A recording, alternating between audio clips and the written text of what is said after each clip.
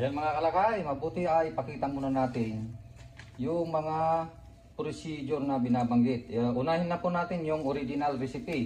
So meron na po tayong mga gamit dito, mga ingredients, at nandito na po yung ating marinated chicken. Yan.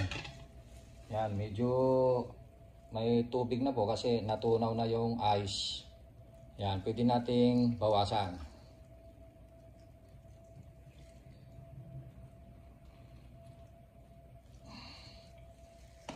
Yan. Namarinate po yan ng magdamag at ice po yung ginamit natin dyan. Ngayon, sa mga gustong mapanood yung video ng ating paggawa ng marinate o pagmarinate natin ng manok, ay mayroon po tayo sa YouTube at pwede natin ilagay dun sa description. So, ang gawin muna natin ay yung original recipe, yung dry, wet, dry na tinatawag.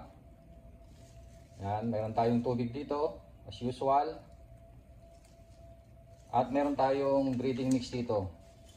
Ang breeding mix po na ito ay timplado na po ito, hindi lang po harina, may timpla na po ito, kaya tinatawag na breeding mix. Kung paano po gumawa ng breeding mix ay merong iba't ibang mga timpla. Pero yung paggawa namin ng breeding mix ay may sarili po kaming version. Kung gusto nyo pong makita ay nasa link o nasa description yung link ng paggawa ng breeding mix. Ayan. At yan, sa mga hindi pa nakakalam po, meron po tayong available na breeding mix sa Shopee. Ito po ay all around. Pwede pong pang chicken, pang beef, pang pork at pang isda. Yan. 209 po ang presyo po nito sa Shopee. Okay.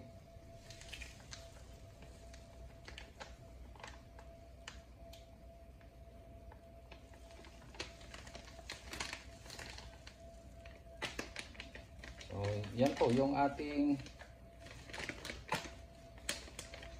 breeding mix. So, isang klase lang po yung breeding mix natin. Yan. At ang una nating gawin ay original recipe. So ganito po yung procedure. Yung marinated chicken natin ay ikot natin minsan dito sa may breeding mix. Tapos tsaka natin isawsaw sa tubig. Ano? Sausaw. Yan. Tapos ibalik natin sa breeding mix. Yan.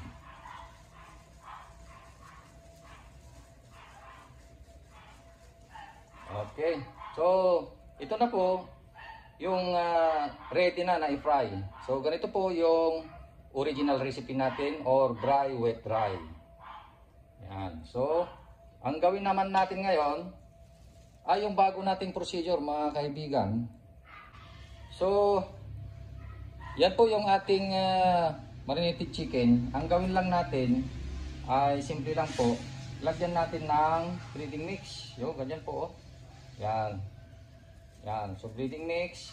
Tapos, lagyan natin ng tubig. Yan. Tubig.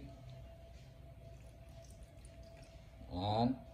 So, tansyahin lang po natin. Ito kasi ang kaibahan ngayon ay kailangang matansya natin yung paglagay ng tubig. Tsaka yung breeding mix. Yan. So, tansya-tansya lang po. O, ganyan. Ang tawag ng iba dito ay wet dry. Yan, wet dry kasi basa muna bago natin ikot sa dry. So, yan.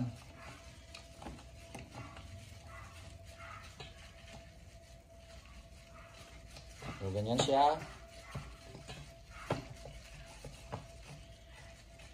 Ayan. So, wet po siya talaga. Talagang basa kasi eh. So, ngayon, ang susunod ay dito na. Sa may dry.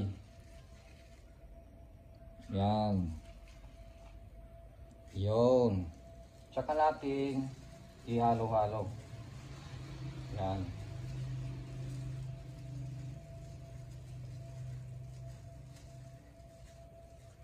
So, ganyan po. Ito na po yung ating tinatawag na new procedure, yung wet dry method or procedure. Yan, no? Ito yung ginawa natin na dry wet dry or yung original recipe natin. Yan. Kung makikita po ninyo, halos parehas. Yan, halos parehas naman sila. Yan. Halos parehas. Oh. Pagka prito nito ay halos parehas din ang magiging resulta po nito. Kaya may nag-comment po na parehas lang din. Tama po sila, parehas lang kasi kung ano yung ginamit natin na ingredients sa may original recipe ay ganun din yung ginamit natin na mga ingredients dito sa may new procedure. Ang pinagkaiba lang natin na nandito ay yung ating ginawang procedure na wet dry. At may nag-comment din na meron din kaibahan kasi magiging parang single coating na siya. Kasi iisa lang yung dry breeding natin ginawa dito. Yan po yung mga kaibahan. Pero halos parehas din.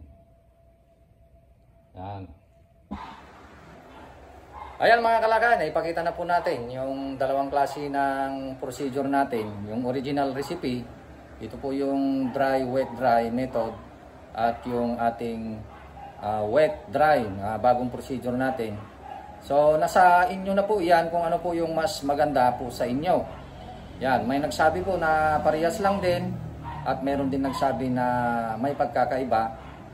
So nasa sa atin na po yan. Yung new procedure parang mas tipid kasi single coating lang siya sa dry breeding.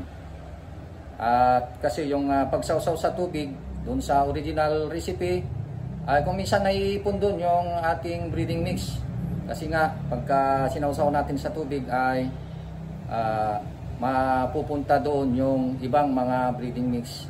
Kaya kung minsan ay kung marami na tayong naluto ay lumalapot yung tubig, kaya minsan ay itinatapon natin yon at pinapalitan natin ng bagong tubig. Bago tayo magtapos mga kalakay, shout out muna tayo. Shout out kay Kalakay Jan Ipagere at shout out din kay Sir Danilo Pablo na laging nanonood ng ating video sa Facebook page at sa ating YouTube. So, hanggang dyan mga kalakay, maraming salamat po sa inyong panonood. Sana nagkaroon po tayo ng idea sa ating pagninegosyo ng fried chicken. Okay, God bless po. Bye-bye!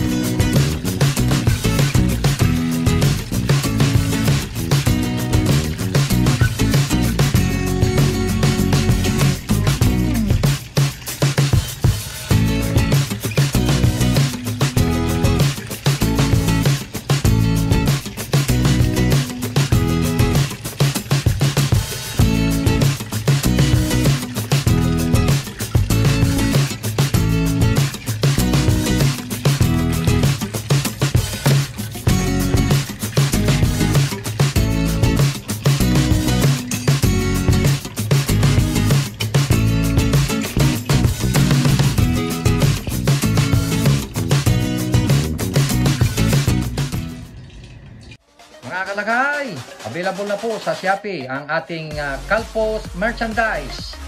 Available na po ang marinated mix at ang ating breeding mix.